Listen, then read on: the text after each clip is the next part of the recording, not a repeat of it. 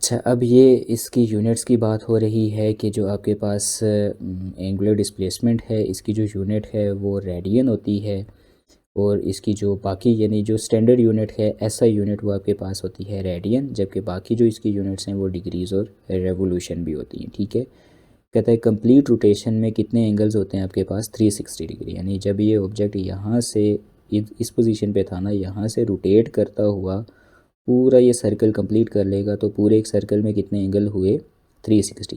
इधर से लेकर इधर तक 90, इधर तक 180, इधर तक 270 और इधर तक 360। तो number of degrees in complete revolution कितनी हो जाएंगी, 360।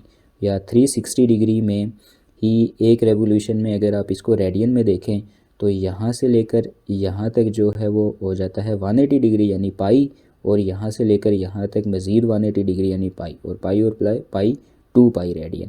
तो इसका मतलब आपके पास एक कंप्लीट रेवोल्यूशन में 2 पाई रेडियन या 360 डिग्रीज़ होते हैं। बात समझ में आ गई। अब अगर आपसे कोई पूछे कि एक रेडियन में कितने डिग्री होंगे, यानी रेडियन और डिग्री में क्या रिलेशन है, तो सिंपल, ये जो आपके पास है 2 पाई, इसको आके आप 360 से डिवाइड कर लें तो एक रेडियन बचेगा, तो 360 divided by 2 pi 57.3 degree. Is that clear. तो ये आपके पास अक्सर एमसीक्यू में पूछा जाता है, इसको भी याद रखें। अच्छा, डायरेक्शन ऑफ एंगुलर डिस्प्लेसमेंट जो है वो कैसे फाइंड आउट करते हैं, देखें। वो कह रहा है कि इसको फाइंड करने के लिए हम इस्तेमाल करते हैं राइट हैंड रूल। तो राइट हैंड रूल के अकॉर्डिंग आपने क्या करना है, एक्सिस ऑफ रोटेशन को होल्ड करना है राइट हैंड में, और फिंगर्स को कर्ल करना है in the direction of rotation. जैसे ये रेड कलर में है आपकी एक्सिस ऑफ रोटेशन, और ऑब्जेक्ट जो है वो इस तरह से रोटेट हो रहा है, this is the direction of rotation. आप ये ब्लू कलर की एरो देखें, तो इसने क्या किया, एक्सिस ऑफ रोटेशन की तरफ कर लिया थंब, और फिंगर को जिस अंदाज़ में ये चीज़ रोटेट हो रही है, डायरेक्शन ऑफ रोटेशन है, बिल्कुल उसी अंदाज़ में अपनी फिंगर्स को भी कर्ल कर लिया। तो ये जो आपके पास थंब है ये रिप्रेजेंट करता है आपके पास किसको, एंगुलर डिस्प्लेसमेंट की डायरेक्शन को। तो देखें, जिस डायरेक्शन में है आपकी एक्सिस ऑफ रोटेशन वही आपके पास है इसकी भी, एंगुलर डिस्प्लेसमेंट की भी। सो आप ये कह सकते हैं कि एंगुलर डिस्प्लेसमेंट जो है उसकी डायरेक्शन कहाँ पे होती है, along the axis of rotation. ठीक है, तो चूंकि ये एक ऐसी क्वांटिटी है जिसकी डायरेक्शन है, तो दैट्स वाई एंगुलर डिस्प्लेसमेंट आपके पास एक वेक्टर क्वांटिटी है जिसका मैग्नीट्यूड भी होगा, ऑब्वियस सी बात है, और इसकी डायरेक्शन भी होगी। इज़ दैट क्लियर और नॉट। इसी के साथ फिर है एंगुलर वेलोसिटी। तो अब जो है वो चीज़ें बिल्कुल आसान होना शुरू हो गई हैं जनरली। यानी एंगुलर के वर्ड को अगर आप छोड़ दें ना, तो वेलोसिटी किसे कहते हैं, rate of change of displacement, ऐसा ही है। अब यहाँ पे जब वर्ड स्टार्ट इसके साथ जुड़ गया एंगुलर वेलोसिटी, तो आप क्या बोलेंगी, time rate of change of, सिर्फ डिस्प्लेसमेंट नहीं, angular displacement is called angular velocity. और एंगुलर वेलोसिटी को हम ओमेगा से रिप्रेजेंट करते हैं।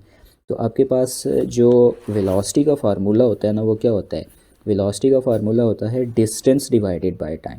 अभी यहाँ पे डिस्टेंस तो नहीं है ना, यहाँ पे सिंपल डिस्टेंस नहीं है, बल्कि क्या आ रहा है, एंगुलर डिस्प्लेसमेंट है, या सॉरी, वेलोसिटी का formula distance divided by time नहीं बल्कि डिस्प्लेसमेंट डिवाइडेड बाय टाइम होता है, मैंने गलत बोल दिया। तो यहाँ पे भी बिल्कुल उसी तरह से होगा कि फिर हम एंगुलर वेलोसिटी के लिए फार्मूला क्या इस्तेमाल करेंगे, angular displacement divided by time. Angular displacement को किससे रिप्रेजेंट करते थे, डेल्टा थीटा से, तो delta theta divided bye T, ये एंगुलर वेलोसिटी का फार्मूला बनेगा। तो थीटा जो आपके पास एंगुलर डिस्प्लेसमेंट है उसकी हमने जो यूनिट्स पढ़ी हैं वो पढ़ी हैं रेडियन भी, डिग्री भी, रेवोल्यूशन भी, टाइम की जो है वो सेकंड होती है। तो स्टैंडर्ड यूनिट की बात कर लें तो चूँकि थीटा की जो होती है वो होती है रेडियन, तो रेडियन पर सेकंड आपके पास आ जाएगा इसका, इसकी जो ऐसा यूनिट है वो। जबकि बाकी यूनिट्स आप डिग्री पर सेकंड भी ले सकते हैं, रेवोल्यूशन पर सेकंड भी ले सकते हैं। रेवोल्यूशन यानी थीटा को अगर आप रेवोल्यूशन में मेजर करें, टाइम को अगर आप मिनट्स में मेजर करें तो रेवोल्यूशन पर मिनट भी हो सकता है। तो ये तमाम की तमाम इसकी यूनिट्स हैं, ताहम जो स्टैंडर्ड यूनिट है वो बनेगी थीटा की, चूँकि रेडियन, और टाइम की सेकेंड, और रेडियन पर सेकेंड। ठीक है, एवरेज एंगुलर वेलोसिटी क्या होती है कि टोटल एंगुलर डिस्प्लेसमेंट ऑब्जेक्ट ने कितना कवर किया है टोटल टाइम में, इसको हम बोलते हैं एवरेज एंगुलर वेलोसिटी। और इसको हम रिप्रेजेंट करने के लिए ये ए वी का जो है वो सिंबल साथ लिख लेते हैं इसकी सबस्क्रिप्ट में, और डेल्टा का जो सिंबल है वो हम इसमें से ओमिट कर लेते हैं। ठीक है, लास्ट पे है जी instantaneous average velocity. Instantaneous average velocity से मतलब ये होता है कि जब आप किसी भी ऑब्जेक्ट की वेलोसिटी को जो है ना वो एक एक इंस्टेंट के लिए कंसीडर करते जाएं तो उस वक्त जो वेलोसिटी होती है ना वो कहलाती है हमारे पास उसकी इंस्टेंटेनियस वेलोसिटी। ठीक है, यानी जैसे मैं आपसे पूछूं कि एक ऑब्जेक्ट जो है वो रोटेट कर रहा है तो उसकी वेलोसिटी कितनी है, तो अगर आप उसकी जो ओवरऑल वेलोसिटी है ना मुझे वो 1 मिनट की बता रही हैं तो वो उसकी होगी एवरेज वेलोसिटी, क्योंकि टोटल टाइम आप कितने टाइम के लिए आप उसकी मोशन को कंसीडर कर रही हैं, पूरे 1 मिनट के लिए। ठीक है, तो वो जो टोटल टाइम होगा और उसमें जो उसने टोटल एंगुलर डिस्प्लेसमेंट कवर किया होगा वो हो जाएगा उसकी वो हो जाएगी उसकी एवरेज वेलोसिटी। बट मैं आपसे कहता हूँ नहीं मुझे पूरे मिनट की ना बताएं, तो देखिए ना मिनट में भी तो 60 सेकेंड आते हैं और सेकेंड्स भी जो है वो छोटे छोटे इंस्टेंट्स से मिलकर तो बनते हैं। तो बजाय इसके कि आप मुझे पूरे मिनट की वेलोसिटी बताएं, आप अगर मुझे सेकंड और उससे भी कम इंस्टेंट की वेलोसिटी अगर बताने लगे ना, नहीं एक एक लम्हे की खबर अगर आप मुझे उसकी वेलोसिटी की देने लगें तो वो वेलोसिटी क्या कहलाती है, इंस्टेंटेनियस वेलोसिटी। फार्मूला वही है delta theta divided by delta T, but अभी आपने टाइम के ऊपर एक लिमिट लगा दी है कि टाइम आप मुझे इतना शॉर्ट करके बता रही हैं, इतना कम टाइम बता रही हैं। देखिए ना 1 मिनट ज़्यादा टाइम है, 1 सेकेंड कम टाइम है, बट इंस्टेंट उससे भी कम टाइम है। तो एक इंस्टेंट इतना होता है कि वो तकरीबन आप यूँ समझ लें कि कंसीडर किया जाता है कि बिल्कुल 0 सेकेंड के बराबर है। एग्जैक्टली ज़ीरो तो नहीं होता बट वो अप्रोच कर रहा होता है। ये एरो का मतलब है कि टाइम इतना कम है, इतने कम कम टाइम के लिए आप मुझे इसकी वेलोसिटी की अपडेट देती जा रही हैं कि वो तकरीबन ज़ीरो को अप्रोच कर रहा है। तो हमने टाइम पे लिमिट लगा दी कि time approaches to zero delta theta divided by delta T. ये आपके पास क्या कहलाता है जी, इसकी इंस्टेंटेनियस वेलोसिटी। नाउ लास्टली है जी एंगुलर एक्सेलरेशन। तो अब ये चीज़ तो आई होप कि आप समझ जाएंगी कि जैसे एक्सेलरेशन होता है वेलोसिटी में चेंज, तो एंगुलर एक्सेलरेशन होगा एंगुलर वेलोसिटी में चेंज टाइम के रिस्पेक्ट से। ठीक है, इसी तरह से ये इसका फिर फार्मूला बनेगा, ये इसकी जो है वो यूनिट्स बनेंगी।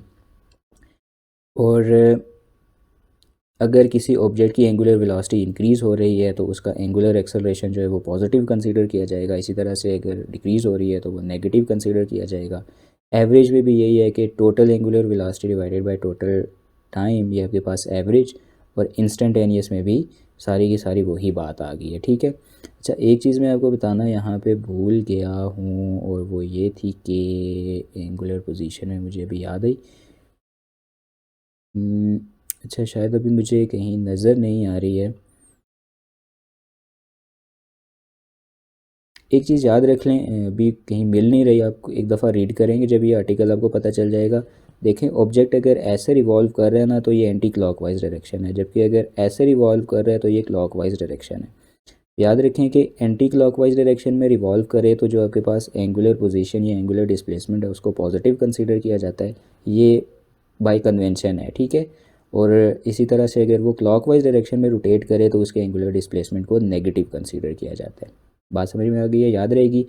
और हमेशा जो एंगल है उसको एक्स पॉजिटिव एक्स एक्सिस के लिहाज से एंटी क्लॉकवाइज डायरेक्शन में देखते हैं। ठीक है, यानी अगर आपसे मैंने पूछना है ना कि ये ऑब्जेक्ट यहाँ से मूव करके यहाँ पे चला गया है तो इसका एंगल आपने इधर से इधर नहीं बताना बल्कि यहाँ से यहाँ पे लेके जाना है। ठीक है, इधर से इधर एंटी क्लॉकवाइज डायरेक्शन में और पॉजिटिव एक्स एक्सिस से। ठीक है, तो ये स्टार्ट की जो टर्म्स हैं इनको अच्छी तरह से अपने माइंड में बिठाएं। इधर से एमसीक्यूज़ और शॉर्ट क्वेश्चन आते हैं, बाकी जो है इसके रिलेशन तो वो इंशाल्लाह फिर कल देखेंगे।